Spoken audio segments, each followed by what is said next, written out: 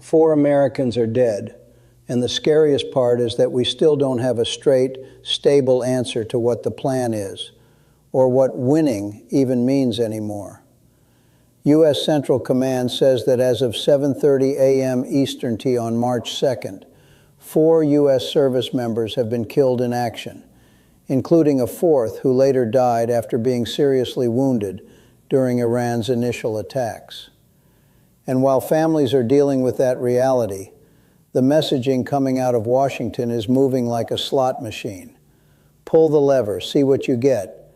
2 days, 5 weeks, laser-focused, not endless, but also hints of something bigger. Now, if you're watching this from the United States, and that's who I'm talking to today, here's the key point. This is no longer just a foreign policy headline. It's becoming the kind of conflict that reaches into American life fast.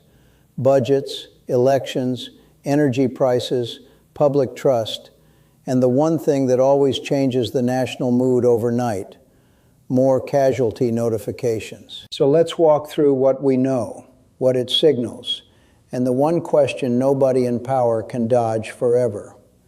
Start with the numbers, because numbers remove the spin. CENTCOM's March 2 update says 4 U.S. service members have been killed in action, and the 4th service member later succumbed to their injuries after being seriously wounded in Iran's initial attacks. That single phrase, succumb to injuries, carries a brutal reality Americans understand immediately. It means the situation didn't just flare and calm down. It kept going, long enough for the wounded to fight for their lives, and for one of them not to make it. And here's the part that always comes next, whether anyone wants to admit it or not. When the first losses happen in a major operation, leadership faces a choice. Do you narrow the mission to reduce exposure and stop the bleeding, or do you expand it to justify the cost and make it worth it? That's not cynicism. That's how politics works during war, especially in the United States. We've seen it before.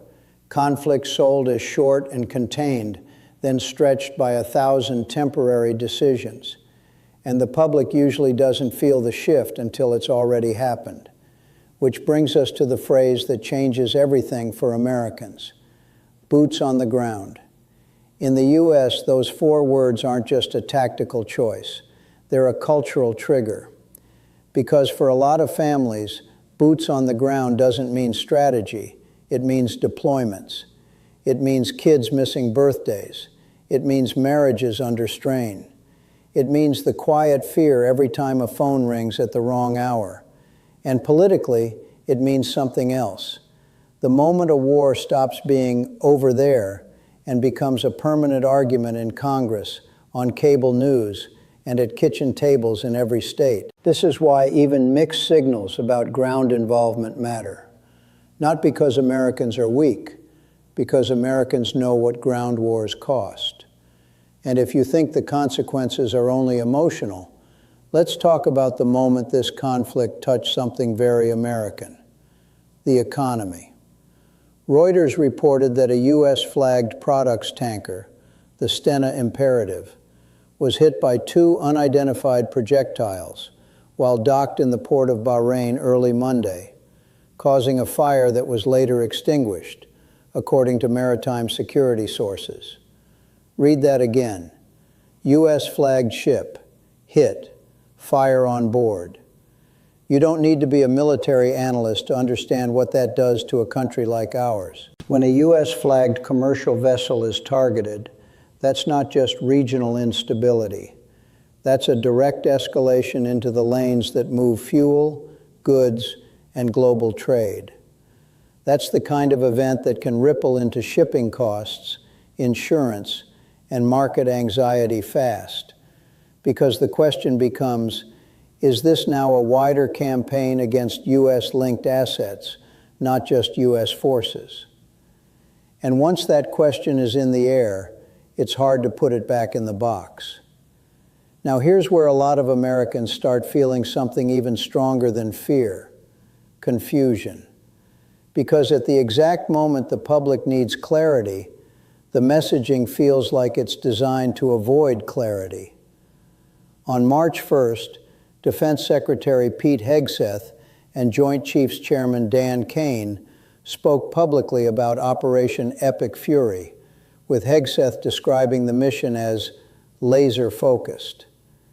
In the same briefing coverage, the focus is described in big, absolute terms. Destroy offensive missiles, destroy missile production, destroy naval security infrastructure, and they will never have nuclear weapons. That's strong language. That's the kind of language that sounds clean and decisive. But if you're an American listening carefully, you notice the gap. Laser-focused tells you intensity. It doesn't tell you duration. It doesn't tell you limits. It doesn't tell you what happens if the other side doesn't break. And when the public doesn't get limits, the public starts writing its own. People start imagining another endless war. People start wondering if this ends with negotiations, regime pressure, a wider regional fight, or a ground campaign that nobody wants to name out loud. And once those doubts take root, the war becomes a trust test. Here's what's really happening beneath the headlines. The battlefield is one problem. The credibility gap is another. In the U.S., wars don't collapse only because of defeat abroad. They collapse because the public decides leadership isn't being straight about what's happening and why. And once that happens, everything gets harder. Recruiting, funding, alliances, even morale.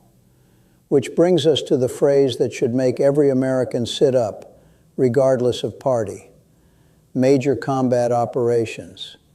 CENTCOM's update says major combat operations continue, and the response effort is ongoing. That line doesn't mean the hard part is over. It means the hard part is active. It means the U.S. is in the part of the conflict where things break, people get hurt, and decisions get made fast under pressure. And if major combat operations continue, here's what that usually means at home. U.S. only, real-life consequences. It means the political temperature rises because nobody wants to be blamed for losing, but also nobody wants to be blamed for dragging it out. It means the media cycle becomes a battlefield, support versus skepticism, patriotism versus accountability, until the war itself becomes a domestic identity fight. It means families of service members live in permanent suspense because updates arrive in bursts and then disappear behind operational security. And it means budgets get rewritten, quietly at first, then loudly. Because wars don't just cost missiles. They cost readiness, maintenance, replacements, medical care, and long-term support for people who come home different than they left. Americans understand this at a gut level now.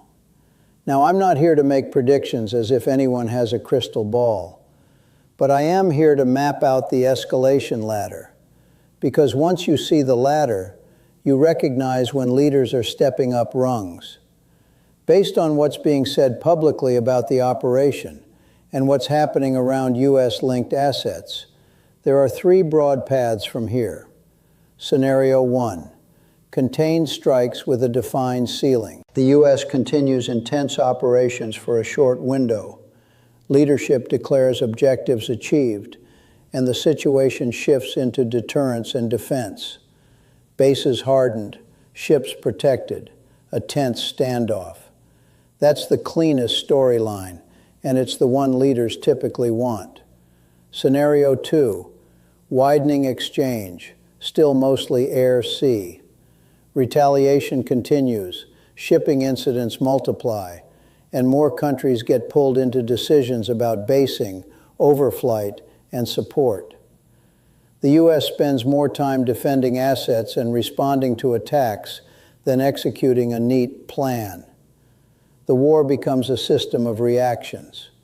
Scenario 3, ground involvement. Limited at first, then hard to reverse.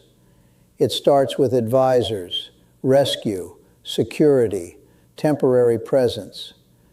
Then something happens, an incident, a hostage situation, a base strike, a new casualty spike, and suddenly temporary becomes necessary. This is how wars expand without a formal announcement. And the reason I'm laying this out is simple. Americans deserve to know what rung we're on, because the moment a U.S. flagged ship is hit and burns in port, that's not just symbolism. It's the kind of trigger event that can push decision makers to do more, to show strength. And the moment the death toll rises to 4, that's the kind of moment that pushes leaders to say, we can't stop now. So here is the one question that should be asked on repeat until the answer is clear.